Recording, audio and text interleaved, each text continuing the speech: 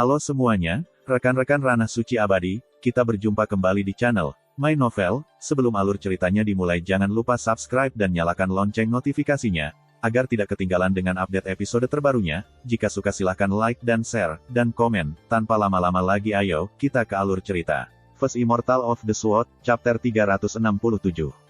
Suyu baru saja bangun ketika Crimson Condor tiba dengan siluet halus di punggungnya. Dia menghabiskan malam, bekerja keras, sekali lagi, tetapi dia tetap bersemangat. Ini adalah efek menakjubkan dari kultivasi ganda. Seorang pria dan wanita mengumpulkan pencerahan ke dalam Grand Dao bersama-sama, mengalami kedalaman menawan dari memadukan ki, esensi, dan semangat seseorang dengan yang lain. Dalam prosesnya, kedua kultivasi mereka diperkuat dan disublimasikan. Kultivasi ganda berbeda dari teknik cabang menyimpang yang menggunakan yin untuk memelihara yang atau yang untuk mengisi kembali yin. Suyi bersyukur mengetahui bahwa Cha Jin telah, melalui kultivasi ganda reguler, menjadi leluhur bela diri Xiantian, dan bahwa fondasinya sangat kokoh. Selain itu, efek dari kultivasi ganda telah secara halus mengubah semangat dan vitalitasnya. Watak dan penampilannya bahkan lebih bersemangat dari sebelumnya, seolah-olah dia semakin muda. Mereka mengatakan bahwa kecantikan itu seperti anggur, semakin Anda menuruti, semakin memabukkan mereka. Suyi muncul dari Burbling Spring Pavilion dan melihat Ning Xihua mengobrol dengan seorang wanita dengan pakaian rami yang sudah usang dan tidak diwarnai. Rambut panjang wanita itu diikat menjadi sanggul, tapi dia masih terlihat berantakan. Kulitnya pucat, wajahnya tirus, dan pedang yang tergantung secara diagonal dari pinggangnya berkarat. Pohon anggur abu-abu setebal 2 jari melilitnya sebagai sarung. Jika bukan karena dadanya yang besar dan kurangnya jakun, Suyi mungkin mengira dia adalah pria yang jorok. Rekan Taois, ini adalah tetua agung cabang Zhou Agung dari Pavilion 10 arah. Dia datang untuk membawamu ke Great Qin. Ning Xihua memperkenalkan tamu mereka sambil tersenyum. Suyi tertegun. Inikah wanita biksu Hongji yang disebut sebagai kecantikan tiada taraf di generasinya? Yang kecantikannya bisa menjatuhkan kota. Gadis abadi, nama saya Hua Xinfeng. Salam, Tuan Muda Su. Wanita dengan pakaian rami berjalan dan menyapanya dengan sopan. Baru pada saat itulah Suyi menyadari bahwa, terlepas dari penampilannya yang tidak biasa, tatapannya dalam, dan matanya cerah, seperti obsidian yang berkilauan atau air danau pada hari musim semi yang cerah. Mereka sangat menakjubkan. Tentu saja, mata yang begitu indah pada wajah yang kuyu tampak sangat disayangkan. Suyi berkata, Hua Xinfeng. Seperti angin musim semi, dalam barisan, setelah musim dingin 105 hari, bunga-bunga baru membawa angin musim semi. Namamu sebenarnya cukup indah. Ekspresi Ning Xihua agak aneh. Dia hanya memuji namanya. Apakah itu berarti dia meremehkan penampilannya yang terlalu biasa? Rekan Taois, Su, Anda benar-benar langsung. Hua Xinfeng juga tertegun. Matanya seperti kolam jernih saat dia tersenyum. Tuan muda, kamu melebih-lebihkan. Jika persiapanmu sudah beres, kita bisa berangkat sekarang. Baik, Suyi mengangguk. Pagi itu juga, Suyi dan Hua Xinfeng pergi, terbang melintasi langit di belakang condor merah. Saat burung condor terbang melintasi lautan awan yang luas, ia melebarkan sayapnya yang berapi-api. Itu memiliki lebar sayap beberapa lusin kaki. Gerakannya halus, dan duduk di punggungnya terasa nyaman. Tuan muda, apakah Anda punya rencana mengenai operasi ini? Hua Xinfeng menyatukan kakinya dan melingkarkan lengannya yang seperti batu giok di lututnya, lalu duduk miring. Tatapannya yang dalam menatap Muyi. Suyi sedang minum dari labu anggur berkulit hijau. Dalam jubah birunya, dia tampak transenden dan menyendiri. Dia tampan, dengan keanggunan yang tak terkendali. Hua Xinfeng menatapnya dengan tajam, seolah mencoba melihat semua rahasianya. Jika dia melihat orang lain seperti itu sudah lama membuat mereka tidak nyaman, tapi Suyi bahkan tidak menyadarinya. Mencari pertemuan kebetulan tidak dapat diprediksi. Lebih baik mengambil langkah demi langkah. Hua Xinfeng sepenuhnya setuju. Kamu benar sekali. Konon, sejumlah besar ahli sedang menuju ke lautan roh caotik, dan sebagian besar adalah pembudidaya origin Dao.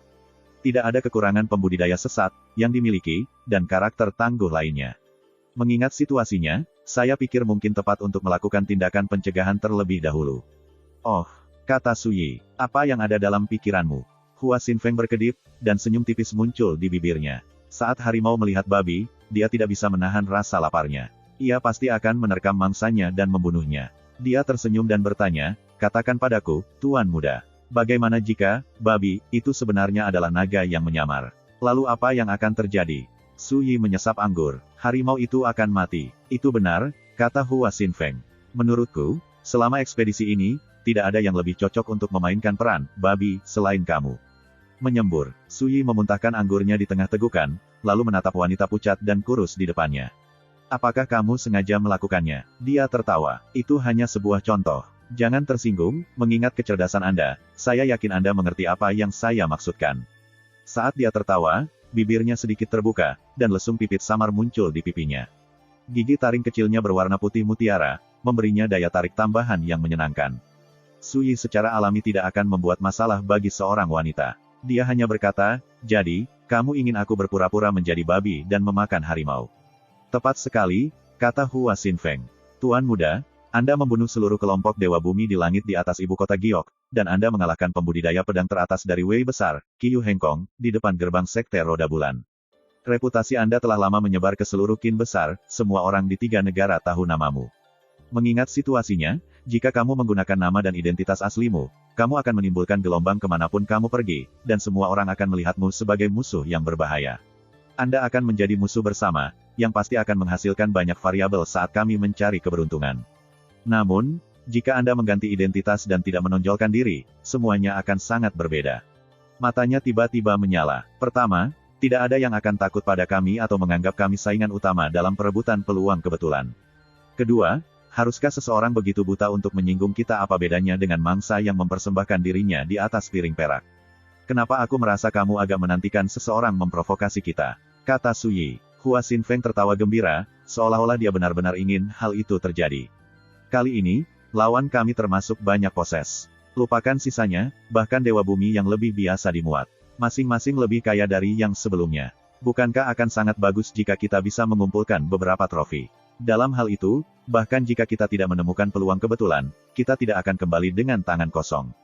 Matanya bersinar dengan keinginan, dan senyum gembira menyebar di wajahnya. Suyi menatap dalam-dalam ke Grand Elder dari cabang Great Zhou dari Paviliun 10 arah, lalu berkata, akhirnya aku mengerti mengapa Biksu Hongji begitu takut padamu.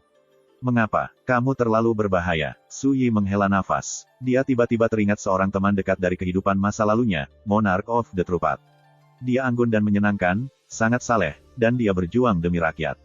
Dia mengambil tanggung jawab membasmi Yao dan Iblis, dan dia merawat seluruh dunia dan setiap makhluk hidup di dalamnya. Orang-orang memanggilnya, terang keadilan. Tapi di mata para monster tua yang telah ditipunya, dia adalah seorang pengkhianat, tak tahu malu, rendah hati, dan penipu hina. Ketika dia mengalahkan mereka, dia selalu berpura-pura sedih dan kasihan. Itu selalu kalimat yang sama, temanku, beban dosamu terlalu berat. Anda harus mempersembahkan semua harta Anda untuk menebus. Jika tidak, Anda pasti akan menghadapi bencana. Jika mereka dengan patuh mempersembahkan harta mereka, itu akan menjadi akhirnya. Tetapi jika mereka menolak, mereka benar-benar akan menghadapi bencana. Tetap saja, Monarch of the True Path layak dipuji karena targetnya memang para pembudidaya sesat terkemuka dan penjahat tak tertolong lainnya. Gaya Hua Xinfeng agak mirip dengan gayanya. Namun, Monarch of the True Path bahkan lebih tak tahu malu dan berbahaya. Dia memperlakukan Kaisar Iblis yang Maha Kuasa sebagai mainan. Ketika dia mendengar Suyi menghela nafas, Hua Xinfeng langsung tertawa, matanya seperti bulan sabit. Sepertinya dia sama sekali tidak malu. Sebaliknya, dia tampak bangga akan hal itu. Terima kasih atas pujiannya, Tuan Muda. Hua Xinfeng benar-benar tidak seperti wanita lain. Dia berwajah tebal dan berbahaya. Tidak heran Biksu Hongji sangat berhati-hati setiap kali dia menyebutkannya. Apa pendapatmu tentang saranku? Tanya Hua Xinfeng. Suyi langsung ke intinya. Bagaimana kita akan membagi rampasan? Ini langsung membuat Hua Xinfeng lengah. Dan di sini saya berpikir bahwa seseorang yang tampak sangat bangga akan meremehkan trik semacam itu. Saya tidak akan mengira dia akan langsung memutuskan bagaimana membagi jarahan. Memang, kamu tidak mengecewakanku. Hua Xinfeng menghela nafas dengan penghargaan. Bagaimana dengan ini? Saya bertanggung jawab untuk mengumpulkan dan memberikan informasi, sementara Anda melakukan semua pertempuran. Kami akan membagi rampasan menjadi 80-20. Bagaimana? Suyi berkata dengan tenang, kita dapat membagi nasib baik apapun yang kita alami dengan cara itu, tetapi 90% dari trofi perang menjadi milikku. Seperti yang saya yakin Anda sangat sadar, dalam benturan kekuatan langsung, informasi Anda tidak banyak berguna. Hua Xinfeng merenung sebentar, lalu langsung setuju. Baik, ini adalah pertama kalinya kami bekerja sama dengan Anda, jadi wajar jika Paviliun 10 arah menunjukkan ketulusannya. Itu akan seperti yang Anda katakan. Setelah semuanya beres, dia tampak senang. Dia mengambil labu anggur dari lengan bajunya, menundukkan kepalanya, dan mulai minum, terbuka dan tidak terkendali seperti pria manapun. Suyi sebenarnya agak mengagumi temperamennya. Sayangnya, penampilannya agak terlalu biasa, bahkan tidak pantas. 2 hari kemudian, ibu kota prefektur Dongfu Gridkin. Crimson Condor mendarat beberapa mil dari gerbang kota. Kembali, Hua Xinfeng menepuk burung itu, yang melebarkan sayapnya dan terbang ke langit sekali lagi. Tuan muda, itu ibu kota prefektur Dongfu di depan. Itu berbatasan dengan Laut Timur Qin Besar, dan itu adalah salah satu tempat paling makmur di Qin Besar.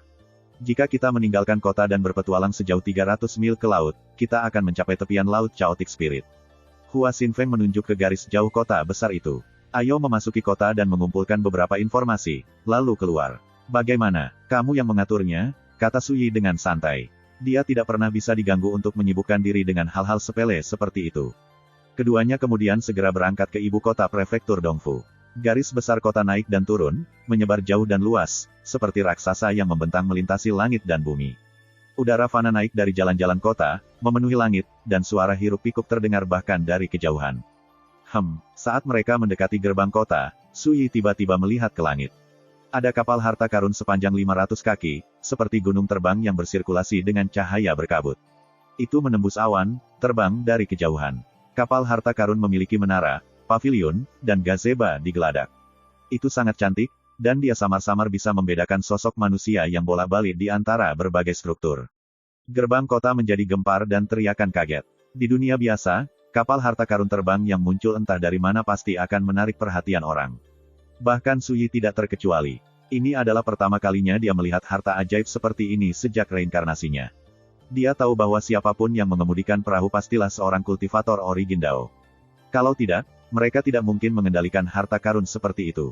First Immortal of the Sword, Chapter 368. Kapal harta karun terbang di udara, membuat bayangan besar di dunia di bawah.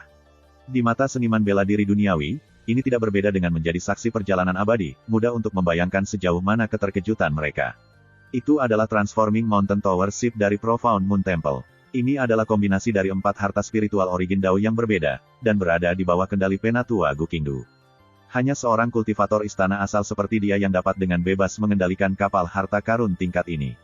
Hua Xinfeng mentransmisikan, matanya berbinar. Dia menjilat bibirnya dan berkata, jika kita merebut kapal, kemanapun kita pergi, itu akan menjadi kemewahan. Sekilas Suyi tahu bahwa dia mengarahkan pandangannya pada Transforming Mountain Tower Ship. Tak lama kemudian, kapal harta karun itu terbang ke ibu kota prefektur Dongfu dan menghilang. Benar, Tuan Muda, kamu harus berhati-hati. Hua Xinfeng tiba-tiba sepertinya mengingat sesuatu. Dia berkata, kamu membunuh Li Changning, Yu Xinglin, dan Yu Tianhong. Mereka, masing-masing, adalah sesepuh sekte dalam, murid inti, dan saudara magang junior dari pemimpin kuil bulan mendalam saat ini, Taoist Fast Blue. Kata-kata itu mengalir keluar dari dirinya, seolah-olah dia sedang membaca silsilah keluarganya sendiri dari ingatan.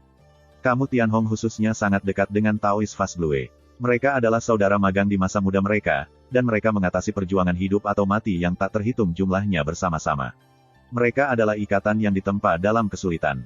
Menurut penyelidikan Pavilion 10 arah kami, ketika Anda membunuh Yu Tianhong di atas Gunung 9 Milet, Taoist Fast Blue duduk di sana selama 3 hari 3 malam, menulis satu karakter di tanah dengan ujung jarinya. Karakter yang mana? Suyi bertanya dengan rasa ingin tahu. Kematian. Mata cerah Hua Xinfeng bersinar. Dari sini, jelas bahwa kuil bulan yang mendalam membencimu sampai habis. Jika mereka memiliki kesempatan untuk membunuhmu, tidak mungkin mereka membiarkannya lolos begitu saja. Dia berhenti, lalu berkata, selain itu, Yu Tianhong juga memiliki status lain. Dia adalah adik dari kepala keluarga Yu Yuandu dari klan teratas Qin Besar, keluarga Yu. Anda juga membunuh Yu Qingzi, adik perempuannya. Menurut intelijen kami, leluhur keluarga Anda akan berpartisipasi dalam ekspedisi ke lautan roh kacau ini. Suyi memotongnya di sini, senyum tipis di wajahnya. Apakah kamu mencoba meyakinkanku untuk mencuri kapal harta karun kuil bulan yang mendalam? Atau apakah Anda ingin saya berurusan dengan para ahli keluarga Anda? Hua Xinfeng menyeringai seperti rubah, matanya cerah. Jika memungkinkan, aku lebih suka kamu berurusan dengan mereka berdua. Kemudian, kita akan memiliki lebih banyak rampasan untuk dibagi. Su Yi meliriknya, aku tidak pernah suka mencari masalah, jadi jangan buang waktu untuk menggodaku. Jika saya menemukan Anda menggunakan saya sebagai senjata, jangan salahkan saya atas perilaku buruk saya. Nadanya tenang, tapi kata-katanya membuat hati Hua Xinfeng merinding. Senyumnya memudar, dan dia menatapnya dengan sungguh-sungguh. Tuan muda, tolong yakinlah. Saya mengerti batasan yang tepat. Tentu saja, jika mereka datang mencari masalah atas kemauan sendiri, saya tidak keberatan memanen mereka, kata Su Yi. Dengan itu, dia meletakkan tangannya di belakang dan berjalan melewati gerbang kota. Mata Hua Xinfeng berkilat. Kemudian, dia tertawa gembira dan mengikutinya. Ibu kota prefektur Dongfu memang sangat makmur. Jalanan lebar dan ramai dengan aktivitas, dan jalanan dipenuhi gerobak dan gerbong. Asap dan api kehidupan fana ditampilkan sepenuhnya. Baru-baru ini, karena perubahan mendadak jauh di dalam lautan roh caotik, ibu kota prefektur Dongfu bahkan lebih hidup dari biasanya, dan banyak wajah asing muncul di balik dindingnya. Seperti yang dikatakan Ning Xihua, perkembangan mendadak ini melibatkan rumah pedang dewa, sehingga telah menarik perhatian luas di antara para pembudidaya dunia. Pakar perkasa yang tak terhitung jumlahnya bertekad untuk mendapatkan keberuntungan di dalam reruntuhan. Ibu kota prefektur Dongfu dibangun di sepanjang garis pantai yang mengarah ke lautan roh caotik. Akhir-akhir ini, para ahli dari faksi kultivasi yang tak terhitung jumlahnya telah berdatangan dari seluruh dunia. Hua Xinfeng sudah lama mengatur halaman pribadi untuk mereka beristirahat. Su Yi tetap tinggal untuk menunggu, sementara Hua Xinfeng keluar untuk mengumpulkan informasi. Dia adalah anggota terkemuka dari Paviliun 10 Arah, dan dia memiliki akses ke saluran informasi tak dikenal yang tak terhitung jumlahnya. Sudah kurang dari sehari sejak Su Yi dan Hua Xinfeng tiba di ibu kota prefektur Dongfu. Bus, seberkas cahaya keperakan menembus langit. Sosok tinggi dan tegak samar-samar terlihat di dalam cahaya keperakan. Dia mengendarai longsword perak bercahaya, seluruh tubuhnya meledak dengan cahaya yang menyilaukan, seperti makhluk ilahi. Kemanapun dia lewat, kekuatannya yang mengesankan menyebar di sekelilingnya, mengguncang orang-orang yang menonton dari kota di bawah. Beberapa manusia biasa begitu terpana sehingga mereka berlutut dan bersujud, mereka pikir dewa ada di atas mereka. Bahkan beberapa seniman bela diri terguncang. Mereka menyadari bahwa ini adalah dewa bumi. Beberapa pakar generasi tua berbisik di antara mereka sendiri.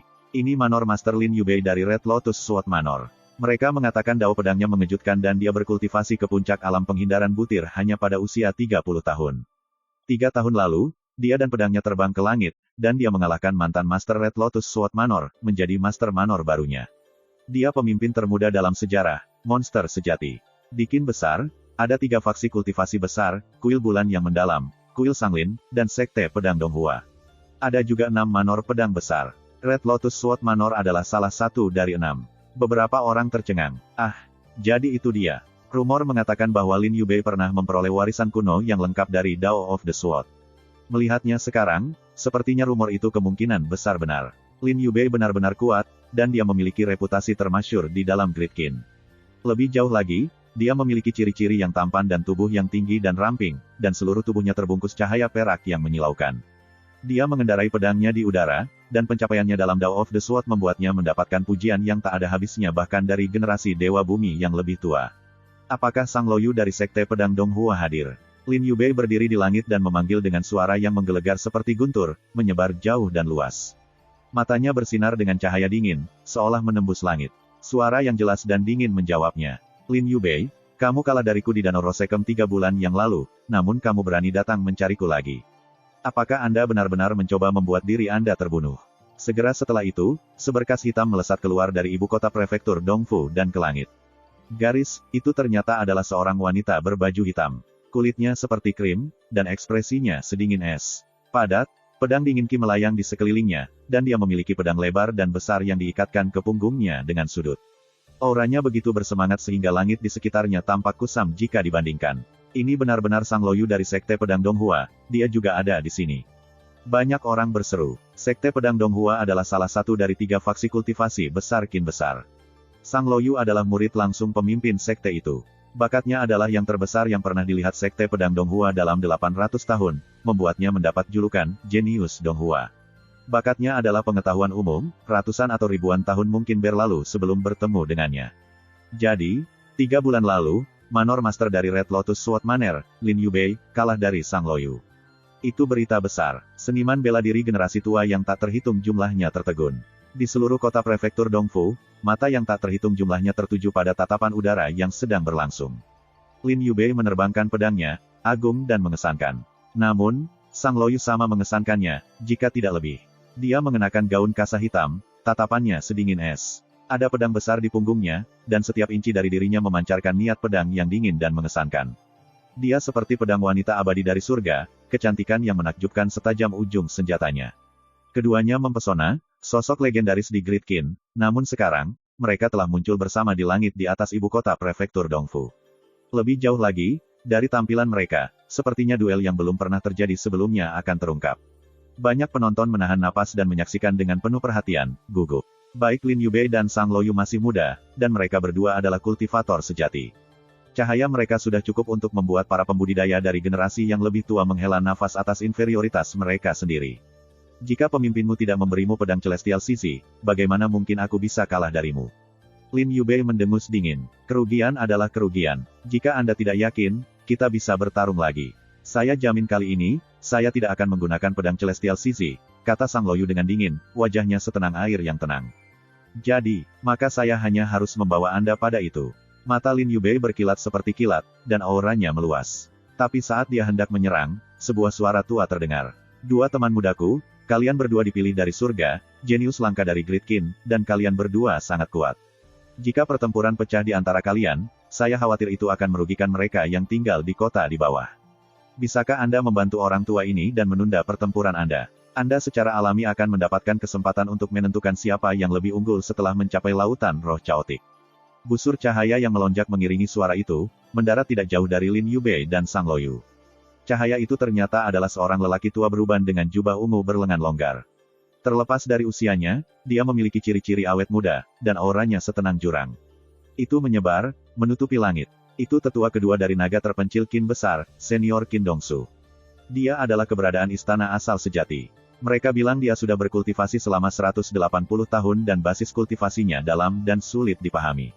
Kata seseorang dengan suara gemetar. Keluarga Kekaisaran Zhou Agung memiliki naga tak dikenal untuk menahan benteng, sedangkan Wei Agung memiliki pencari keabadian. Dan Qin besar, itu adalah rumah bagi naga terpencil. Secara sederhana, naga terpencil adalah kekuatan pembudidaya dalam keluarga Kekaisaran Qin besar. Menarik, Qin besar benar-benar yang terkuat dari ketiga negara. Itu tidak hanya memiliki 3 faksi kultivator sejati, bahkan kekuatan keluarga kekaisarannya jauh melampaui naga tak dikenal Zhou Agung. Suyi bersandar di kursi anyamannya di dalam halaman kecil, tapi indera ketuhanannya telah terbentang 1000 kaki ke langit. Meski jauh, dia melihat semua yang terjadi dengan jelas. Baik Lin Yubei dan Sang Loyu adalah talenta terbaik. Praktis tidak ada yang sebanding dalam generasi muda Zhou Agung. Qin Dongsu, naga terpencil, memiliki kultivasi yang bahkan mengejutkan Suyi. Hanya dengan melihat mereka bertiga, Suyi memahami pada tingkat yang dalam bahwa faksi kultivasi Qin besar benar-benar jauh melampaui faksi Zhou Agung dan Wei Agung.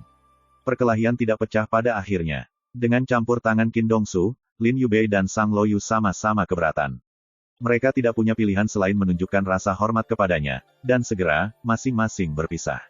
Suyi menarik akal ilahinya dan menghela nafas pada dirinya sendiri. Dia baru saja tiba di ibu kota prefektur Dongfu, tapi dia sudah menghadapi kapal menara gunung mendalam dari kuil bulan yang mendalam, serta bentrokan di langit di atas kota. Terkadang, satu titik saja sudah cukup untuk memahami seluruh macan tutul, segera terlihat jelas bahwa tidak sedikit pembudidaya yang berkumpul di ibu kota prefektur Dongfu akhir-akhir ini.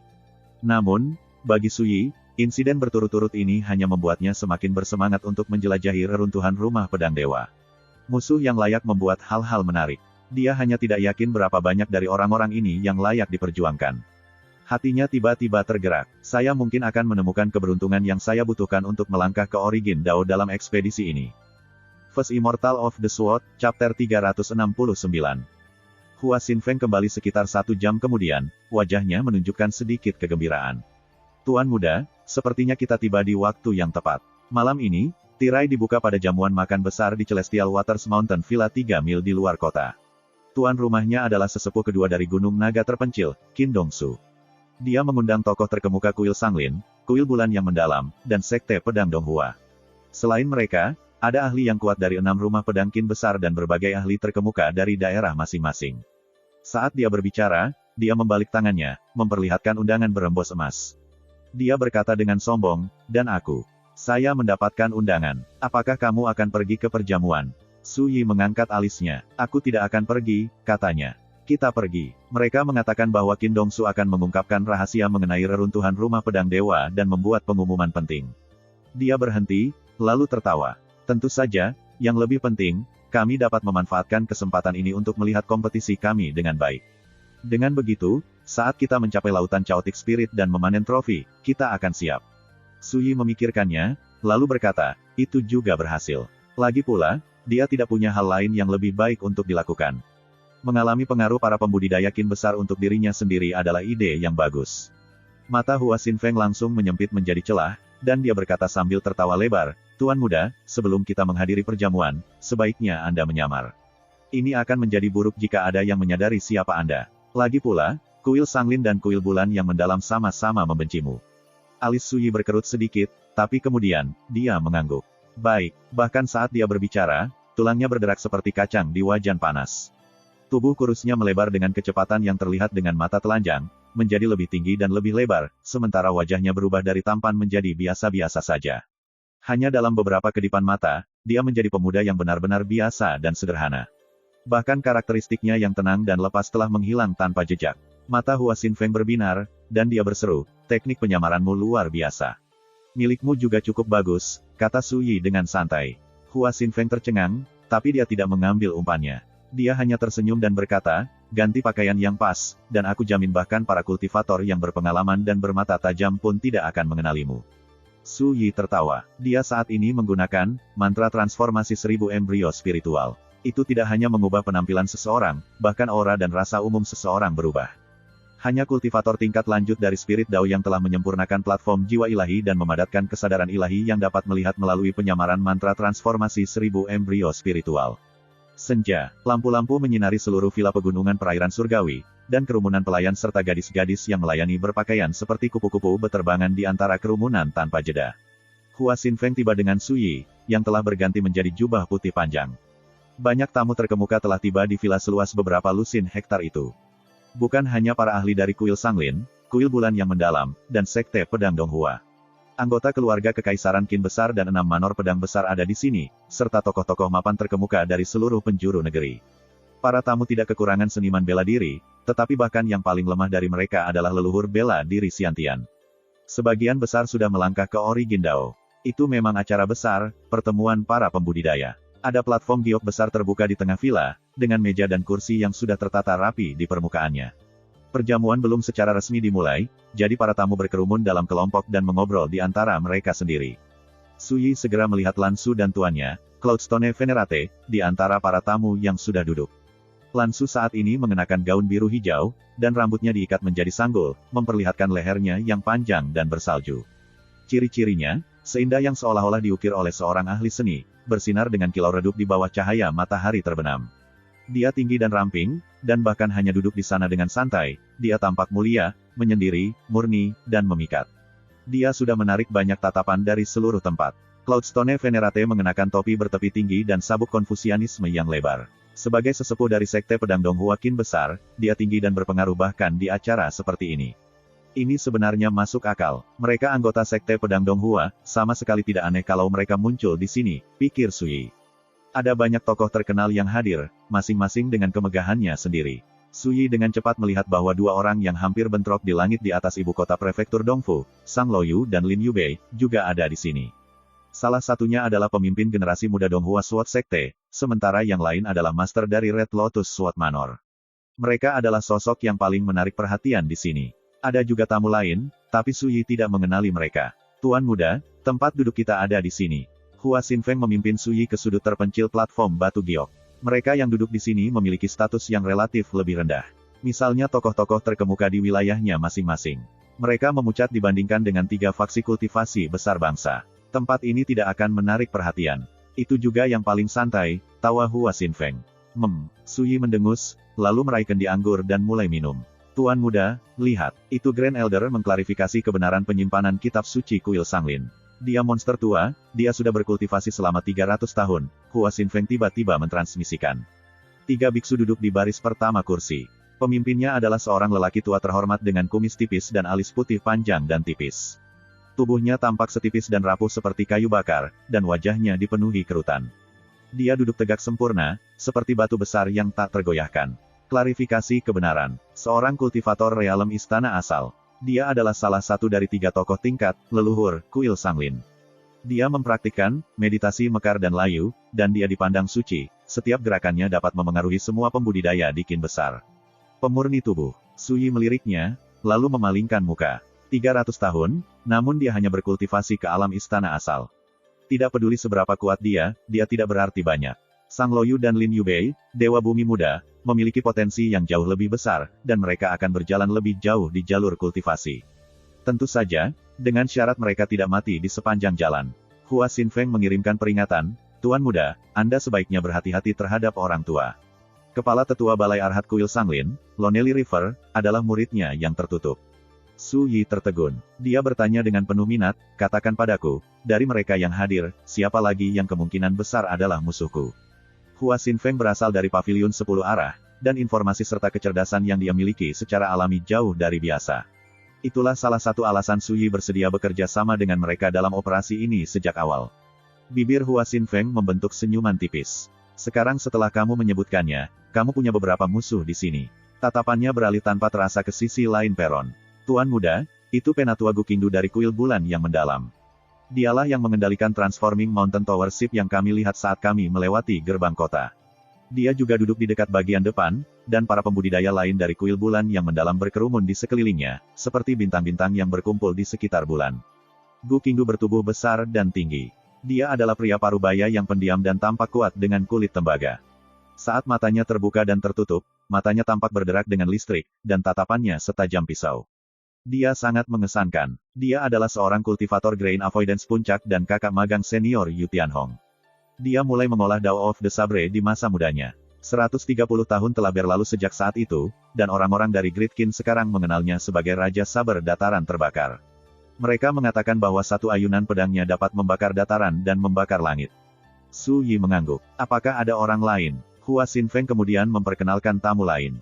Anda Changkong. Dia juga duduk di dekat bagian depan. Rambut dan janggutnya gelap seperti tinta, dan dia mengenakan jubah hitam ilmiah yang elegan. Dia mengobrol dan tertawa dengan orang-orang di sekitarnya, setiap gerakannya anggun dan tenang. Dia adalah salah satu dari dua leluhur istana asal dari keluarga Yu, klan teratas di Qin Besar. Berdasarkan senioritas, dia adalah paman buyut kepala keluarga Yu Yuandu. Statusnya sangat tinggi sehingga dia bisa duduk berdampingan dengan para tetua dari 3 faksi kultivasi negara. Ketika dia mendengar bahwa ini adalah seorang kultivator keluarga Yu, Su Yi secara alami mengerti. Ini adalah musuh laten lainnya. Suara Hua Xinfeng tiba-tiba menghilang, dan dia melihat keluar. Di sana, dia melihat seorang pria parubaya bertubuh besar dengan jubah kain kasar, dengan rambut panjang yang tidak terurus. Dia mendekati platform batu giok dengan langkah besar. Dia memiliki 2 pedang yang diikat secara diagonal di punggungnya, dan gaya berjalannya sekuat naga atau harimau. Kehadirannya sama agungnya dengan gunung, dan dia memancarkan tekanan yang mengesankan. Kepala Sekte Nisingkong dari Sekte Pedang Naga Tersembunyi Zhou Besar. Seseorang dengan statusnya benar-benar datang ke sini secara langsung. Kedatangannya menyebabkan keributan di seluruh venue. Rekan Daoisni, tolong, duduklah bersamaku, kata klarifikasi kebenaran yang tampak rapuh dan layu. Matanya tiba-tiba terbuka, dan dia menatap langsung ke arah Nisingkong. Nisingkong segera menghampirinya dan duduk. Tuan Muda, musuh lain telah tiba, kata Hua Xinfeng, ekspresinya aneh. Nisingkong tidak sederhana. 19 tahun yang lalu, dia sudah menjadi salah satu dari beberapa kultivator alam penghindaran butir Zhou Besar, tetapi dia menghabiskan 19 tahun terakhir dalam pengasingan, tidak perlu membayar urusan duniawi. Mereka mengatakan dia sedang bersiap untuk masuk ke Origin Palace Realm. Tapi yang benar-benar perlu diwaspadai adalah, 19 tahun yang lalu, Nisingkong berkelana ke hutan belantara Gunung Ivy Yao Hijau bersama si Feng Liu. Ketika dia kembali, dia langsung memilih untuk masuk halwat. Su Yi mengangguk, sepertinya dia sudah mengantisipasi itu. Tidak heran saya merasakan ada sesuatu yang salah dengan energinya. Jadi, dia adalah salah satu dari yang dirasuki. Hua Xinfeng tercengang. Lama berlalu sebelum dia berkata, Tuan Muda, Anda bisa tahu sekilas. Dia mengatakan semua itu dengan tepat untuk memberitahunya bahwa, menurut analisis pavilion 10 arah dari informasi yang tersedia, kemungkinan besar pemimpin Sekte Nisingkong dari Sekte Pedang Naga Tersembunyi juga dimiliki. Siapa yang mengira Su Yi akan merasakannya sendiri? Su Yi berkata dengan santai, semua faksi kultivasi sejati memiliki seni rahasia atau harta karun yang mampu menemukan yang dirasuki. Hanya dengan begitu mereka dapat menghindari musuh yang menyelinap ke barisan mereka tanpa disadari. Tentu saja tidak sulit bagiku untuk menangkap aura khas dari yang dirasuki. Meskipun dia mengatakan ini, kesadaran bahwa pemimpin tanah suci kultivasi Zhou Agung telah dimiliki juga mengejutkannya. Menurut Hua Xinfeng, kemungkinan besar seorang kultivator dunia lain telah mengambil alih tubuh Nisingkong 19 tahun yang lalu, ketika dia dan si Feng Liu berkelana ke Gunung Green Ivy Yao. Lagi pula, si Feng Liu juga salah satu dari yang dirasuki, dan sepertinya itu terjadi di Gunung Green Ivy Yao. Mungkin dia sengaja menargetkan Nisingkong. Pria yang pernah menjadi ketua sekte itu sama sekali tidak memiliki kesempatan untuk mengatasi malapetaka seperti itu. Mata Hua Xinfeng berbinar, dan dia bertanya dengan rasa ingin tahu, kalau begitu, bisakah kamu tahu apakah ada orang lain yang kerasukan di sini pada perjamuan malam ini? First Immortal of the Sword, Chapter 370. Tatapan Suyi menyapu sekeliling mereka. Ada dua lainnya. Murid Hua Xinfeng menyempit. Siapa? Suyi segera menunjuk mereka. Yang pertama adalah pria berjubah emas yang duduk di samping penatua Gukinggu dari kuil bulan yang mendalam. Dia mengenakan jubah berwarna topas, kulitnya putih dan bersih, dan wajahnya tampan, tetapi ketika dia tersenyum, sudut matanya naik sedikit, memberinya udara liar dan sulit diatur. Pangeran ke-6 dari Qin Besar, Qin Fu. Terlepas dari dirinya sendiri, Hua Xinfeng tampak tertegun. Qin Fu adalah anak ke-6 dari Kaisar Qin. Dia dilahirkan dalam kekayaan dan hak istimewa, dan dia telah berkultivasi di kuil bulan yang mendalam sejak usia muda. Dia adalah bakat luar biasa dengan akar roh kelas atas, dan para ahli dari kuil bulan mendalam sangat mementingkan dirinya. Dia sekarang adalah leluhur bela diri Xiantian dan yang paling menonjol dari 8 jenius Qin Besar. Mereka bilang dia adalah leluhur bela diri Xiantian terkuat bangsa dalam 300 tahun. Hua Xinfeng tidak akan pernah menduga bahwa seseorang dengan status setinggi itu kemungkinan besar telah lama dirasuki. Apakah keluarga kekaisaran Great Qin tahu tentang ini? Bagaimana dengan kabut tua dari kuil bulan yang mendalam? Bisakah mereka mengatakan bahwa ada sesuatu yang mencurigakan tentang Qin Fu? Hua Xinfeng tidak bisa membantu tetapi menjadi sedikit linglung. Paviliun 10 arah mengetahui segala macam rahasia, dan jaringan informasi mereka sangat luas jangkauannya, namun mereka tidak pernah menyadari bahwa salah satu dari yang dirasuki mengintai di dalam keluarga kekaisaran Great Qin. Setelah beberapa saat, Hua Xinfeng mau tidak mau bertanya, bagaimana dengan yang satunya? Dia hanya setengah menghitung, kata Suyi, melirik Sang Loyu dari Sekte Pedang Donghua. Dia mengenakan gaun muslin hitam, dengan kulit putih dan wajah yang dingin dan mulia. Dia memiliki pedang besar yang diikatkan di punggungnya, membuatnya menjadi kecantikan tiada taraf dengan aura yang mengintimidasi. Bagaimana itu, kali ini, Hua Xinfeng benar-benar terperangah. Menurut intelijen rahasia di Paviliun 10 arah, Sang Loyu adalah murid langsung dari pemimpin Sekte Pedang Donghua.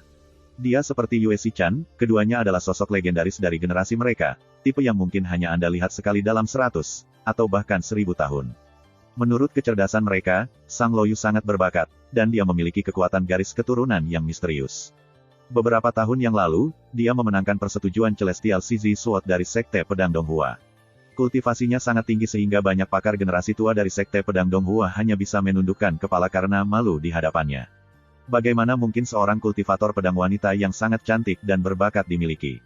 Tunggu, apa maksudmu? Dia hanya setengah kerasukan. Hua Xinfeng hanya bisa bertanya. Dia belum dirasuki, tetapi kekuatan jiwa misterius ada di dalam tubuhnya, kata Suyi dengan santai. Apakah kamu ingat roh iblis yang merasuki Su Hongli? Situasi Sang Loyu serupa. Jika saya tidak salah, entitas misterius di dalam dirinya berasal dari pedangnya. Pedang sisi surgawi. Hati Hua Xinfeng bergetar, dan dia langsung mengerti. Jadi begitu, pedang Celestial Sisi dari Sekte Pedang Donghua adalah sesuatu yang dibawa kembali oleh pemimpin mereka dari Lautan Roh Kacau 30 tahun yang lalu.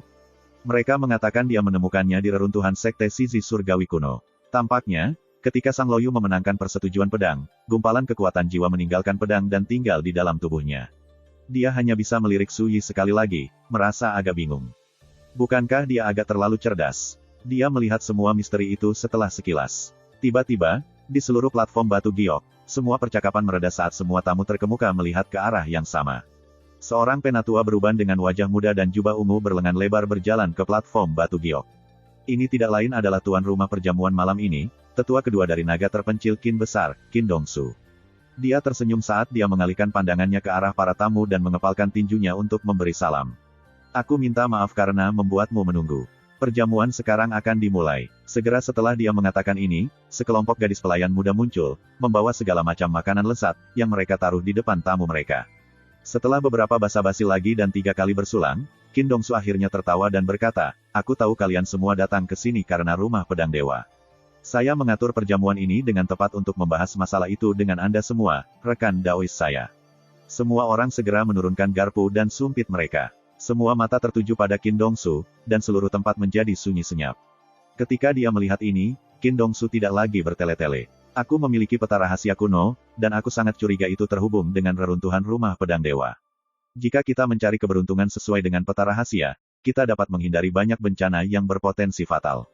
Deklarasi ini mengguncang seluruh tempat, dan banyak tokoh terkemuka terlihat tergoda. Tak satu pun dari mereka akan menduga bahwa Qin Dongsu mendapatkan peta seperti itu. Mata Hua Xinfeng berbinar, dan dia berkata kepada Su Yi, kami benar-benar datang ke sini. Jika kita bisa melihat peta itu, kita akan mencapai hasil 2 kali lipat dengan setengah pekerjaan selama ekspedisi kita yang akan datang. Jika Anda memiliki peta seperti itu, apakah Anda akan mengungkapkannya di depan umum? Tanya Su Yi dengan tenang. Hua Xinfeng berhenti, lalu merenungkannya.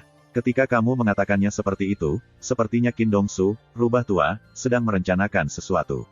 Rekan Taoist Qin, apakah maksud Anda begitu? Kata sesepuh dari kuil bulan yang mendalam, Gu Qingdu. Tentu saja, setiap kata Qin Dongsu dengan senyum tipis. Saya menyerukan pertemuan ini untuk mengundang beberapa rekan Taoist saya untuk bergabung dengan saya dalam mencari keberuntungan. Seluruh tempat langsung gempar, dan banyak tamu tergoda. Gu Qingdu melanjutkan, Saudara Qin, katakanlah kami tertarik untuk bergabung dengan Gunung Naga terpencil Anda. Apa syaratmu? Tujuan saya bukan untuk membahas kondisi, kata Qin Dongsu. Namun, jika Anda ingin bergabung dengan saya dalam usaha ini, ada satu hal yang harus Anda jamin. Apa itu? Minat orang banyak tampak terusik. Qin Dongsu mengalihkan pandangannya ke seberang ruangan, lalu mengatakan hanya 5 suku kata. Kita harus membunuh Su Yi. Seluruh tempat terdiam. Nama Su Yi sepertinya memiliki kekuatan sihir. Semua ekspresi para tamu terkemuka berubah. Mereka akhirnya mengerti mengapa Qin Dongsu bersedia mengungkapkan peta rahasianya. Inilah inti masalahnya, dia ingin mengumpulkan tim ahli untuk mengalahkan Su Yi. Tatapan Hua Xinfeng menjadi agak aneh. Dia bertanya-tanya sebelumnya, dan informannya mengatakan bahwa Qin Dongsu berencana untuk mengumumkan sesuatu yang penting. Dia tidak akan pernah menduga bahwa, sesuatu yang penting, mengacu pada menjatuhkan Su Yi.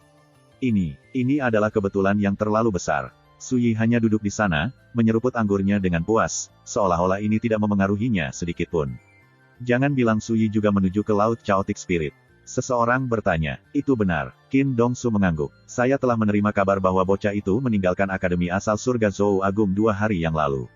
Kecuali sesuatu yang tidak terduga terjadi, dia sudah mencapai perbatasan Great Qin.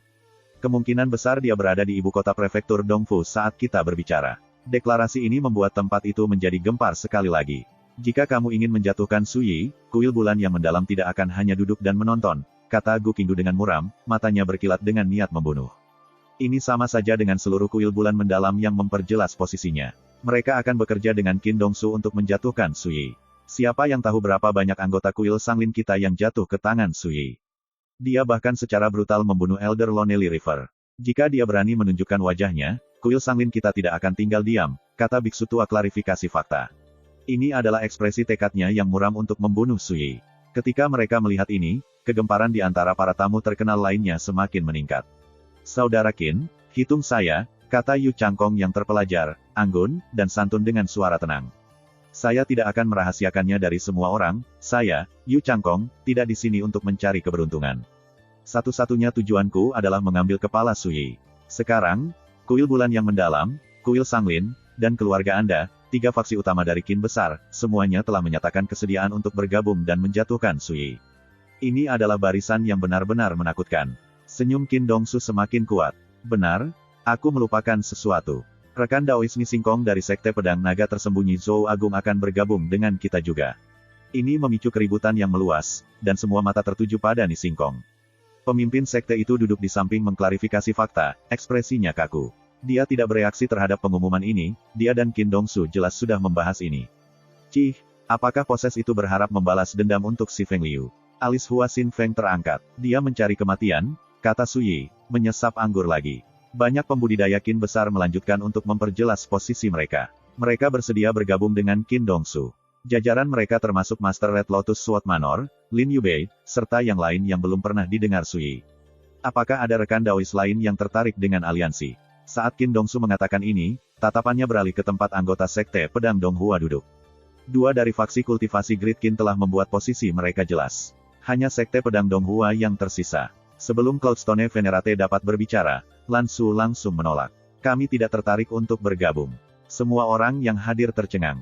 Qin Dongsu mengerutkan alisnya. Gu Qingdu, klarifikasi fakta, dan Yu Changkong semuanya melihat ke atas. Saat itulah sesuatu yang lebih mengejutkan terjadi. Sang Loyu mengerutkan alisnya dan berkata dengan suara yang jelas dan dingin, Bibi bela diri Lan Su, ku dengar Su Yi menyelamatkan hidupmu saat kamu berada di Zhou Agung. Jangan bilang itu sebabnya kamu menolak untuk berpartisipasi. Suasana langsung berubah aneh. Lansu adalah murid langsung Cloudstone Venerate, sedangkan Sang Loyu adalah murid langsung dari pemimpin Sekte Pedang Donghua. Berdasarkan senioritas, mereka terpisah satu generasi. Itulah mengapa Sang Loyu memanggil Lansu, bibi bela diri. Namun, kata-kata Sang Loyu sama sekali tidak sopan. Dia jelas menyiratkan sesuatu. Ketika mereka mengetahui bahwa Suyi pernah menyelamatkan hidupnya, cara banyak tamu lain memandang Lansu berubah, tatapan mereka membawa rasa dingin yang baru ditemukan. Lansu dengan tajam menangkap suasana perjamuan yang berubah, tapi sepertinya dia tidak peduli. Dia hanya berkata dengan tenang, Sang Loyu, kamu terlalu memikirkan ini. Sang Loyu menggelengkan kepalanya. Bahkan jika aku terlalu memikirkan ini, sikapmu tidak bisa mewakili seluruh Sekte Pedang Donghua. Dia kemudian memandang Qin Dongsu dan berkata, Senior, jika Anda bersedia membiarkan saya melihat peta rahasia Anda, saya setuju untuk membantu Anda melawan Suyi. Qin Dongsu tertawa. Tentu saja tidak apa-apa. Alis Lansu berkerut karena marah. Sang Loyu, kamu telah mengincarku di setiap belokan, tapi aku tidak mau repot-repot membawamu ke tugas untuk itu, tapi sekarang kamu bermain-main bahkan di saat seperti ini. Apakah Anda tidak takut membawa bencana fatal ke atas diri Anda sendiri? Sang Loyu berkata dengan dingin, bibi bela diri, jangan katakan padaku bahwa di matamu, Senior Qin dan yang lainnya berencana untuk menargetkan Suyi semuanya, bermain-main. Dan, bencana fatal, apa yang sedang Anda bicarakan? Tidakkah kamu pikir kamu konyol? Ketika dia melihat kedua wanita itu menatap belati satu sama lain, Cloudstone Venerate mau tidak mau mengerutkan kening dan menghukum mereka. Cukup, argumen ini berakhir di sini. Dia kemudian menoleh ke Qin Dongsu. Lansu tidak akan berpartisipasi, dan aku juga tidak. Ini sudah larut, jadi aku akan pergi. Dengan itu, dia bangkit dan mulai membawa Lansu pergi. Dia mengabaikan Sang Loyu sepenuhnya. Ekspresi Sang Loyu berubah, dan dia tidak bisa menahan diri untuk tidak berkata, Martial Grand Paman, bukankah keputusanmu sama saja dengan menjadi musuh bagi semua orang di sini? Pertanyaan ini sangat tidak sopan. First Immortal of the Sword, Chapter 371. Seluruh tempat menjadi sunyi senyap, Anda bisa mendengar pin drop. Kata-kata Sang Loyu bahkan mengejutkan para tamu perjamuan. Lagi pula, meskipun dia adalah seorang jenius legendaris yang tak tertandingi dari generasi muda, dia masih junior dari Sekte Pedang Donghua. Sepertinya dia tidak menghormati orang yang lebih tua. Cloudstone Venerate tiba-tiba berdiri, matanya berkilat seperti kilat dingin saat dia menatap langsung ke Sang Loyu. Nak, egomu semakin meningkat sejak mendapatkan pengakuan pedang Celestial Sisi. Kata-katanya membawa amarah, dan sikapnya agung dan mengesankan. Sang Loyu menarik napas dalam-dalam, berdiri, dan sedikit membungkuk di pinggang. Aku berbicara tanpa hambatan dan menyinggung martabatmu, Martial Great Paman. Saya dengan rendah hati meminta pengampunan Anda. Dia berhenti, lalu mengangkat kepalanya dan menatap tatapannya. Namun, aku mendengar desas-desus yang ingin kutanyakan padamu, Martial Great Paman. Alis Cloudstone Venerate berkerut, tetapi dia menahan amarahnya dan berkata, bicaralah. Suara Sang Loyu dingin dan serius saat dia bertanya, Martial Great Paman, ketika kamu dan Martial Bibi Lansu pergi ke ibu kota Gyeokzhou Agung, kamu pernah mengunjungi Suyi. Saya ingin bertanya apa yang terjadi antara Anda dan Suyi. Apa sifat hubungan kalian? Terkadang, satu batu bisa menimbulkan 1000 gelombang. Para petinggi yang hadir menyipitkan mata mereka, dan ekspresi Qin Dongsu menjadi gelap. Kakak Fu, apakah ini benar? Sedikit kebingungan melintas di mata Cloudstone Venerate. Kunjungan mereka sangat rahasia, namun sekarang, seorang junior seperti Sang Loyu telah mengungkapkannya secara terbuka. Ini membuatnya sadar bahwa ada sesuatu yang tidak beres. Setelah hening sesaat, Cloudstone Venerate berkata dengan tenang, itu benar. Suyi pernah menyelamatkan nyawa Lansu. Baik secara emosional maupun rasional, sudah sepantasnya saya mengunjunginya untuk mengungkapkan rasa terima kasih saya secara langsung.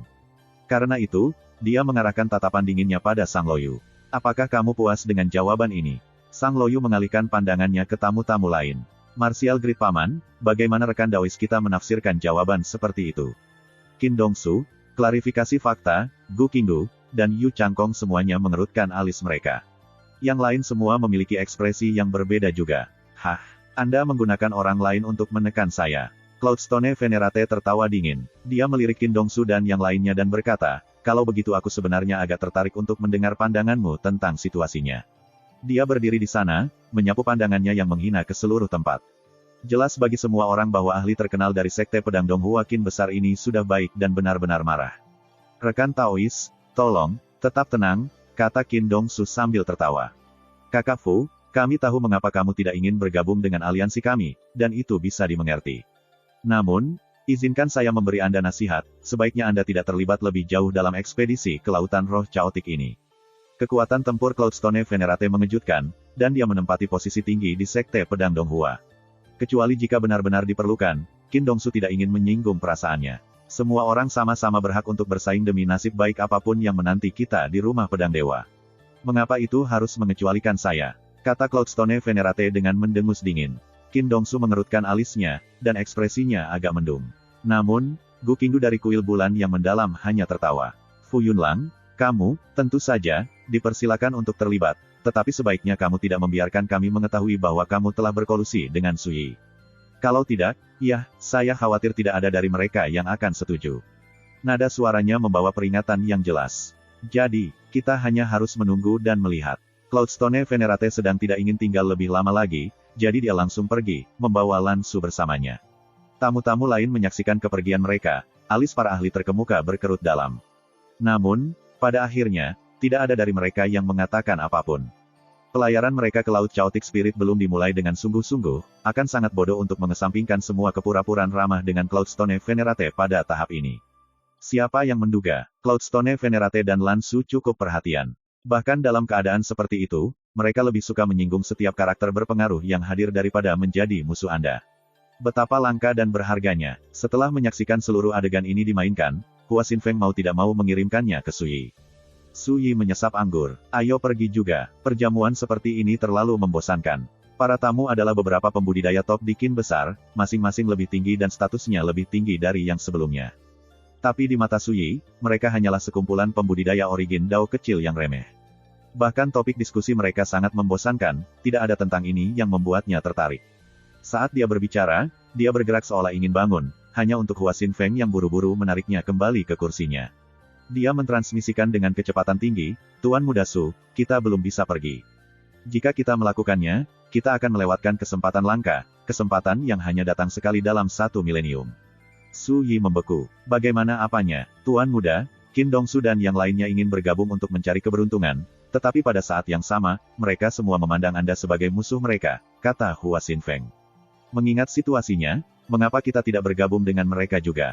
Saat dia berbicara, suaranya dipenuhi dengan kegembiraan. Selama kita menyusup ke perkemahan mereka, kita dapat menggunakan dukungan mereka untuk membantu kita mencari keberuntungan di lautan roh kacau. Kemudian, begitu kita menemukan target kita bisa membuat mereka lengah dan menghabisi mereka semua dalam satu gerakan. Matanya berbinar. Ketika saatnya tiba, kekayaan yang tersembunyi di rumah pedang dewa akan menjadi milik kita, serta setiap harta yang mereka miliki. Su Yi terdiam sebentar. Kemudian, dia mengacungkan ibu jarinya. Kau memang berbahaya. Hua Xinfeng terkikik. Kamu merayuku. Saya merasa terhormat. Lalu bagaimana kamu berencana untuk bergabung dengan mereka? Su Yi bertanya dengan penuh minat. Lihat ini, kata Hua Xinfeng. Dia kemudian menarik napas dalam-dalam, bangkit, dan menatap langsung ke arah Qin Dongsu. Qin Senior, kakak laki-lakiku dan aku bersedia bergabung dengan tujuanmu dan memburu bajingan Su Yi itu bersamamu. Semua mata langsung tertuju pada Hua Xinfeng, tetapi banyak tamu tampak bingung. Siapa wanita ini? Bahkan Qin Dongsu tercengang. Dia tidak bisa tidak berkata, tolong, maafkan ketidaktahuan saya. Bolehkah saya menanyakan nama dan nama belakang Anda yang terhormat, dan siapa tuan Anda? Ini hanya membuat tamu lain semakin bingung. Tingkat perjamuan malam ini sedemikian rupa sehingga tidak ada orang biasa yang bisa berpartisipasi. Ini adalah tamu yang memenuhi syarat untuk hadir, jadi mengapa Qin Dongsu, pembawa acara, bahkan tidak tahu namanya? Qin Dongsu juga merasa sangat canggung. Itu adalah pelayan tua yang mengirimkan undangan. Bagaimana mungkin dia bisa menduga bahwa akan ada wajah asing yang hadir? Sebelumnya, dia baru saja menganggap Hua Xinfeng dan Su Yi adalah junior yang dibawa orang lain ke perjamuan bersama mereka, dia sama sekali tidak mengindahkan mereka. Saat itulah pelayan tua bergegas ke sisinya dan mengirimkan, Yang Mulia, wanita itu membawa token perintah Luyun. Itu adalah murid kedua dari Raja Api Delima Sekte Hidensky. Saya memeriksa, dan token perintah tidak ada pemalsuan. Jadi, saya mengizinkan mereka untuk berpartisipasi. Murid Qin Dongsu menyempit. Dia mengangguk, tetapi di dalam, gelombang mengalir melalui hatinya. Raja Api Delima, dia adalah keberadaan yang misterius dan menakutkan, dan dia berasal dari Gritsia. Kebanyakan menduga bahwa kultivasinya ada di Spirit Dao. Raja Api Delima telah menerima 3 murid warisan di Qin besar. Mereka masing-masing adalah murid pertamanya, Su Yin, murid keduanya, Lu Yun, dan murid ketiganya, Ran Chongyang. Ketiganya adalah pakar tingkat puncak dalam origin Dao, dan masing-masing lebih berbakat dan mengerikan daripada yang sebelumnya. Jika pria dan wanita muda ini datang ke sini dengan membawa token perintah dari murid kedua Raja Api Delima, bahkan Qin Dongsu pun tidak berani meremehkan mereka. Hua Xinfeng kemudian tersenyum tipis dan berkata, "Qin Senior, nama saya Zhou Feng, dan ini kakak laki-laki saya, Zhou Yi. Kami berdua dari Great Xia. Wajar jika Anda tidak tahu asal-usul kami." Dia dengan santai menciptakan identitas baru untuk dirinya dan Sui. Kata-kata dan ekspresinya sangat biasa, kebohongan mengalir keluar secara alami. "Xia Agung." Banyak teriakan kaget terdengar. Gu Qingdu, mengklarifikasi fakta, Yu Changkong, dan pakar top lainnya terlihat lengah. Xia Agung berada jauh dari Qin Agung, dan itu adalah hegemon sebenarnya dari benua Azure. Sepanjang sejarah Great Qin, selalu sangat jarang bagi para pembudidaya Xia besar untuk berkunjung. Ketika Hua Xinfeng mengumumkan asal-usul mereka, akan sulit untuk tidak menarik perhatian. Hanya Qin Dongsu yang tampak tercerahkan. Raja Api Delima berasal dari Xia besar, dan Lu Yun adalah muridnya. Masuk akal bahwa saudara kandung dari Xia besar ini akan datang ke sini dengan membawa token perintah Lu Yun. "Kamu ingin membantu kami membunuh Sui?" Qin Dongsu bertanya dengan hangat. "Benar," kata Hua Xinfeng.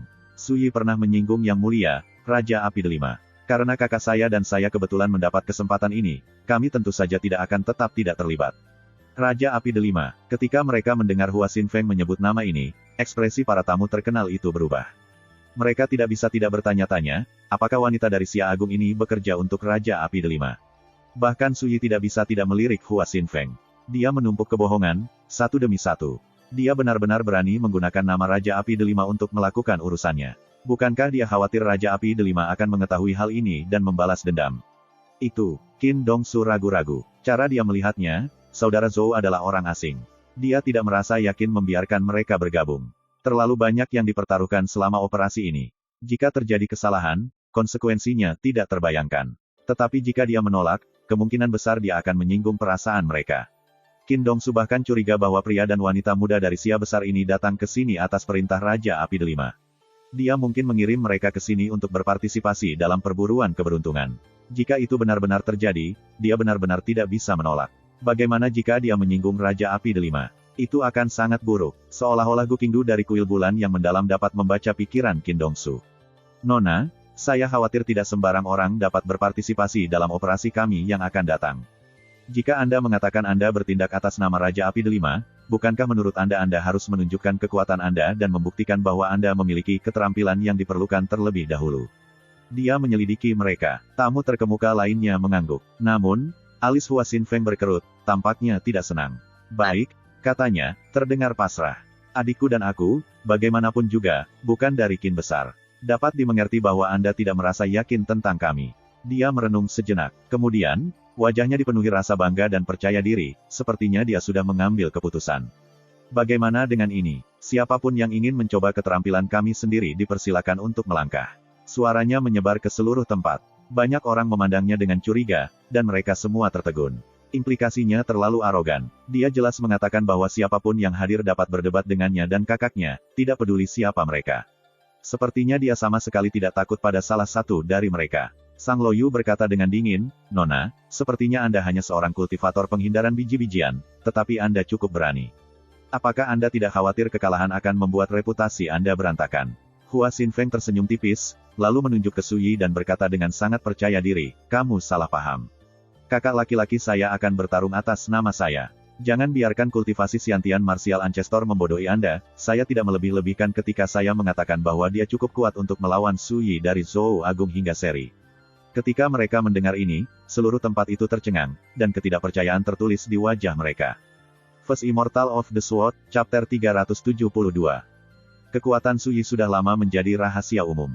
Mereka yang hadir adalah semua pakar top dunia kultivasi Qin besar, tetapi jika mereka bertanya pada diri sendiri, bisakah saya menghadapi Sui sendirian? Mengapa Qin Dongsu mengundang para tamu terkemuka di perjamuan malam ini untuk bergabung dengannya? Itu karena Sui terlalu kuat. Jika dia ingin menjatuhkan Sui, dia harus mengumpulkan rekan-rekannya dan menggabungkan kekuatan mereka. Baru pada saat itulah mereka memiliki jaminan kemenangan. Namun sekarang, gadis dari Xia besar ini mengatakan bahwa kakak laki-lakinya, hanya leluhur bela diri Xiantian, dapat melawan Sui untuk seri. Siapa yang berani percaya hal seperti itu? "Nona, kamu berasal dari Great Xia, dan kamu mungkin tidak menyadari betapa hebatnya Sui. Meskipun kami sangat membencinya, kami tidak punya pilihan selain mengakui bahwa bahkan pembudidaya Dao asal seperti kami harus bekerja sama jika kami ingin mengalahkannya, desah Qin Dongsu. Membaca yang tersirat, dia berkata, "Nak, kamu tidak tahu betapa menakutkannya Sui. Anda membandingkan kakak laki-laki Anda dengan Sui. Apa kau mencoba membuat bahan tertawaan untuk dirimu sendiri? Haha, Nona, jangan bercanda lagi. Jika Sui sebanding dengan kakak laki-lakimu, aku khawatir dia sudah mati berkali-kali." Gu Qingdu tertawa dingin, kata-katanya berduri. Yang lain yang hadir juga tertawa. Tidak ada yang menganggap serius kata-kata Hua Xinfeng, mereka melihatnya tidak lebih dari lelucon. Ini adalah Sui yang mereka bicarakan. Pria yang membunuh lebih dari selusin dewa bumi di ibu kota Giok, dan pria yang mengalahkan Qiu Hengkong, pembudidaya pedang teratas dari Wei Besar, di depan Sekte Roda Bulan. Bahkan jika mereka mencari di seluruh dunia, bagaimana mungkin mereka menemukan sosok kedua yang menentang surga? Hua Xinfeng menerima reaksi orang banyak, dan dia tidak bisa menahan senyum. "Jika kamu tidak percaya padaku, kamu dipersilakan untuk mengujinya. Nona Zhou Feng, apakah Anda sudah mati untuk mempermalukan diri sendiri?" Alis dicat Sang Loyu bersatu, dan dia berkata dengan dingin, "Kalau begitu, bagaimana kalau aku berdebat dengan saudaramu?" "Tenang, aku akan bersikap lunak padanya. Aku tidak akan menyakitinya." Hua Xinfeng tersenyum, matanya yang cerah menyipit menjadi bulan sabit. "Besar, Nona Loyu, Anda dianggap sebagai sosok legendaris dari generasi muda Qin besar, dan Anda memenangkan persetujuan pedang Shizi Surgawi. Jika kakakku mengalahkanmu, itu sudah cukup untuk mendapatkan pengakuan semua orang, bukan?" Saat dia mengatakan ini, dia mengalihkan pandangannya ke seberang ruangan.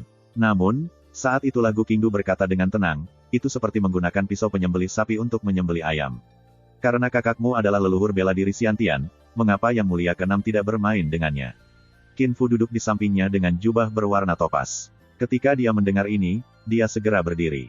Pertama, dia tersenyum dan membungkuk pada Sang Loyu. "Nona Loyu, bagaimana kalau aku berdebat dengan tamu kita dari Xia yang Agung?" Sang Loyu mengangguk. Saat itulah Qin Fu mengalihkan perhatiannya ke Sui. Tatapannya penuh kebanggaan. "Saya Qin Fu, seorang murid dari kuil bulan mendalam Qin besar. Tolong beritahu saya, Saudara Zhou Yi." Sui telah minum karena bosan selama ini, seolah-olah dia tidak peduli tentang hal lain. Saat Qin Fu melangkah maju untuk menantangnya, Sui hanya meliriknya, lalu menggelengkan kepalanya. "Kamu tidak akan melakukannya. Lebih baik biarkan Sang Loyu melakukannya. Itu akan menyelamatkanmu dari mengundang penghinaanmu sendiri." Sebelumnya, Sang Loyu telah berulang kali mengincar Lan Su, dan Su Yi menyaksikan hal itu terjadi. Ini adalah kesempatan sempurna untuk memberi pelajaran pada Sang Loyu. Siapa yang mengira Qin Fu akan menghalangi sebelum dia mendapat kesempatan? Orang dari Great Xia ini benar-benar sombong. Dia berani mengatakan Pangeran ke-6 mengundang penghinaannya sendiri. Kerumunan itu langsung meledak menjadi gempar. Qin Fu adalah yang paling terkemuka dari 8 jenius Great Qin. Mereka mengatakan dia adalah leluhur bela diri Xiantian terkuat bangsa dalam 300 tahun terakhir. Bakatnya luar biasa, dan dia telah berkultivasi di kuil bulan yang mendalam sejak usia muda. Dia adalah seorang jenius yang tak tertandingi. Siapa yang berani mengatakan Qin Fu tidak mau? Sekarang, ketika orang banyak melihat Su Yi, mereka tampak marah. Anak biasa dan sederhana ini sebenarnya sombong. Qin Dongsu, Gu Qingdu, dan para pakar terkemuka lainnya terdiam. Seperti inikah para pembudidaya dari Great Xia? "Zhou Yi, jika kamu bisa mengalahkan Qin Fu, tentu saja aku tidak keberatan mengajarimu bagaimana berperilaku. Saya hanya khawatir Anda bukan tandingannya." Sang Loyu tertawa dingin. Qin Fu berkata dengan dingin, "Zhou Yi, aku akan menanyakan ini padamu, apakah kamu berani berduel denganku?" "Oh," kata Su Yi. "Baiklah kalau begitu. Mari kita lakukan seperti ini." Dia menggeliat, lalu berdiri. Ketika orang banyak melihat ini, mereka buru-buru menyingkir, membersihkan ruang yang luas di platform batu giok. Langit malam semakin gelap dan berat, tetapi bulan yang cerah menggantung di atas kepala, dan lampu menerangi seluruh villa gunung perairan surgawi. Platform batu giok cukup terang. Di seluruh tempat, semua mata tertuju pada Su Yi dan Qin Fu. "Aku akan memberimu kesempatan untuk menyerang lebih dulu," kata Su Yi dengan santai. Penampilan dan pembawaannya tampak sangat sederhana dan sangat luar biasa. Hanya saja semua yang dia katakan sangat mendominasi, membuat tamu yang tak terhitung jumlahnya tidak senang. "Kalau begitu maafkan perilaku burukku." Mata Qin Fu berkilat dengan cahaya dingin saat dia memutuskan untuk mengajari bajingan sombong dari Great Xia ini sebuah pelajaran yang tidak akan pernah dia lupakan. Ledakan, auranya meluas di sekelilingnya seperti letusan gunung berapi, bergemuruh dan menggelegar di dalam dirinya. Ki ungu naik di atasnya, seperti naga raksasa yang mengaum naik ke langit. Ki Xiantian ungunya meledak, seperti air pasang, naik dan berputar di sekelilingnya. Seluruh momentumnya tiba-tiba sangat mengesankan. Beberapa tamu terkenal melihatnya beraksi untuk pertama kalinya, dan keterkejutan muncul di wajah mereka. Fondasi yang menakutkan di Grand Dao. Ini jelas peringkat atas Xian Tianqi. Gu Qingdu, sementara itu, sepenuhnya memahami kemampuan Qin Fu. Bahkan dia mengangguk pada dirinya sendiri. Mengapa mereka menyebut Qin Fu leluhur bela diri Xiantian terkuat yang pernah dilihat Qin besar dalam 300 tahun? Kekuatan yang dia miliki saat ini adalah penjelasan terbaik. Fondasinya membuat para ahli generasi yang lebih tua seperti Gu Qingdu terpesona, membuat mereka iri. Ketika mereka seusia Qin Fu, mereka pasti belum mencapai kekuatan yang jauh melampaui rekan-rekan mereka. Tokoh terkemuka lainnya yang hadir, tanpa kecuali, tampak terkesan. Hanya tatapan Hua Xin Feng yang main-main. Di masa lalu, dia pasti akan berseru karena Qin Fu juga. Namun, sekarang dia tahu Qin Fu dirasuki, fondasinya yang perkasa tampak sama sekali biasa-biasa saja. Ambil ini, Qin Fu berteriak, lalu tiba-tiba melangkah maju. Dia muncul dalam jarak 3 kaki dari Su Yi dalam sekejap, menekuk sikunya, dan meninju udara. Ledakan, melimpah, Xian Tianqi ungu yang tak terbendung dipadatkan menjadi cetakan kepalan kristal, seperti naga yang hidup dan bernapas, melemparkan kepalanya ke belakang dan mengaum. Naga melingkar di sekitar telapak tangan surga. Ini adalah seni rahasia kuno Qin Fu. Dia mengedarkan seluruh kultivasinya, dan tinjunya melesat, seperti naga yang melingkari langit, menembus gunung dan sungai. Kerumunan samar-samar bisa melihat serangkaian raungan drakonik bergema sepanjang langit malam. Tokoh-tokoh terkemuka yang hadir semuanya bisa mengatakan bahwa Qin Fu tidak menahan apapun. Dia jelas mencoba untuk mengajari pemuda ini dari Gritsia pelajaran yang menyakitkan dalam satu pukulan. Banyak penonton segera mengalihkan perhatian mereka ke arah Su Yi, menonton dengan napas tertahan. Bagaimana dia akan melawan serangan ini? Tapi Su Yi hanya berdiri di sana, diam dan diam, tidak senang maupun sedih. Dia hanya mengulurkan tangan yang ramping dan menekan udara. Itu adalah serangan yang santai dan bersahaja, tanpa momentum untuk dibicarakan, namun saat tangannya ditekan, itu mewujudkan ungkapan, tidak ada yang di atasnya saat diangkat, dan tidak ada yang di bawahnya saat diturunkan. Bang! Telapak tangan ungu Qin Fu yang mengingatkan pada kepala naga langsung pecah, seolah-olah terbuat dari bubur kertas. Pemandangan yang sulit dipercaya ini membuat para penonton terguncang, pikiran mereka praktis menjadi kosong. Bahkan Gu Qingdu, Qin Dongsu, dan tokoh terkemuka lainnya tidak akan pernah menduga bahwa serangan kekuatan penuh Qin Fu akan hancur begitu mudah. Sebelum mereka bisa bereaksi, kekuatan dorongan Su Yi mencapai Qin Fu, seperti penindasan Dewa Purba. Itu mendorongnya ke lututnya, merusak. Qin Fu meraung, jubah topasnya mengepul saat darah dan ki-nya meledak dan bergetar. Mereka bahkan bisa melihat ki ungu drakonik menembak kepalanya, membentuk kuali besar. Kuali roh mengendalikan seni naga. Kuali ungu melebar, menjadi setinggi beberapa lusin kaki, seperti naga yang melingkar. Itu memancarkan kekuatan destruktif yang menakutkan, dan sepertinya berniat menghancurkan kekuatan serangan Su Yi yang akan datang. Kultivasi Qin Fu berada di puncak alam leluhur bela diri Xiantian, dan dia dihormati sebagai leluhur bela diri Xiantian terkuat yang pernah dilihat Qin besar dalam 300 tahun. Selain itu, dia mempraktikkan seni rahasia kuno. Dia bahkan bisa bersaing dengan ahli alam penghindaran butir. Ini adalah sumber kebanggaan nakal Qin Fu. Namun bertentangan dengan semua harapan. Seni naga pengontrol kuali roh hanya bertahan dalam sekejap mata sebelum meledak. Segera setelah itu, kekuatan penekan yang tak terbatas menekannya dengan momentum yang tampaknya tak terbendung, dengan mudah menghancurkan pertahanannya. Bang! Sesaat kemudian, di bawah tatapan tercengang orang banyak, Qin Fu terkapar di platform, lutut menyentuh tanah. Dia jatuh dengan kekuatan sedemikian rupa sehingga seluruh platform bergetar, dan dia meninggalkan cekungan 6 inci di permukaannya. Satu telapak tangan yang ringan dan lapang telah menekan Qin Fu. Bagaimana ini mungkin? Leluhur bela diri Xiantian lainnya yang hadir tampak tertegun. Mereka semua sangat menyadari kekuatan Qin Fu. Dia telah melunakkan ki Xiantiannya hingga batasnya, dan dia praktis tak terkalahkan dan tak terkalahkan di antara mereka yang berkultivasi sama. Namun sekarang, seseorang telah mengalahkannya dengan mudah hanya dengan satu serangan telapak tangan. Ekspresi Qin Dongsu, Gu Qingdu, dan para petinggi lainnya juga berubah, dan semuanya tersentak. Dengan mata tajam mereka, bagaimana mungkin mereka melewatkan bahwa pemuda dari Xia Agung ini jauh lebih kuat dari lawannya. Jika tidak, dia tidak mungkin bisa menekan Qin Fu dalam satu serangan. Sialan, Qin Fu meraung marah, tidak dapat menerima kenyataan ini. Satu garis ki ungu seperti naga melonjak di sekelilingnya. Masing-masing dapat menghancurkan gunung dan membelah bebatuan, dan masing-masing melonjak dengan kekuatan tak terbatas. Meski begitu, dia tidak bisa melepaskan diri. Tidak, semakin dia berjuang, semakin dia ditekan. Dengan ledakan, dia tenggelam lebih dalam ke peron, dan darah mengalir dari bibirnya. Ini, seluruh tempat menjadi sunyi senyap. Kerumunan bahkan tidak bisa berbicara. Ekspresi Gu Qingdu menjadi gelap. Mata Sang Loyu melebar. Tanpa kecuali, semua orang yang menyaksikan ini tercengang. Semua ekspresi mereka berubah. Sebelumnya, semua orang melihat kata-kata Hua Xinfeng sebagai lelucon. Mereka tidak menganggap mereka sedikit pun serius. Namun sekarang, ketika mereka melihat kekalahan hina Qin Fu, mereka tidak bisa lagi tetap tenang. Ketika mereka selanjutnya melihat Su Yi, ekspresi mereka penuh dengan keterkejutan dan kecemasan. Pria muda dari Xia besar ini jelas merupakan leluhur bela diri Xiantian, namun kekuatannya jelas jauh melampaui Qin Fu. Qin Fu dihormati sebagai leluhur bela diri Xiantian terkuat yang muncul di dalam Grid Qin dalam 300 tahun terakhir, namun bahkan dia bukan tandingan pemuda dari Grid Xia ini. Dengan kata lain, pemuda ini, dengan kekuatan satu telapak tangan, menunjukkan kekuatan yang cukup untuk menekan leluhur bela diri Xiantian manapun di Kekaisaran. Siapa yang tidak terkejut? Ini cukup mengguncang siapapun. Terima kasih, sampai jumpa di episode berikutnya.